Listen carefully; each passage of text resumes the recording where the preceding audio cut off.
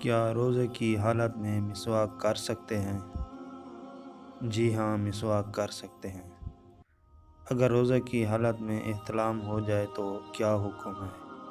اگر روزے کی حالت میں احتلام ہو جائے تو اس صورت میں روزہ نہیں توڑنا بلکہ روزہ برقرار رکھنا ہوتا ہے اور اس ایک روزے کا متبادل ایک روزہ ماہ رمضان کے بعد جب چاہیں رکھ لیں۔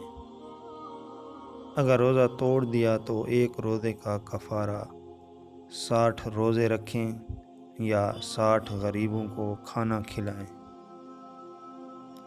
اسی طرح اگر روزے کی حالت میں عورت کے خاص ایام شروع ہو جائیں تو روزہ برقرار رکھے اور بعد میں ایک روزے کا کفارہ ایک روزہ رکھے۔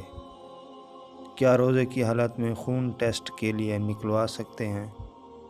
جی ہاں، نکلوا سکتے ہیں۔ کیا روزے کی حالت میں عورت بچے کو دودھ پلا سکتی ہے؟ جی ہاں، پلا سکتی ہے۔ دودھ پلانے سے روزہ نہیں ٹوٹتا۔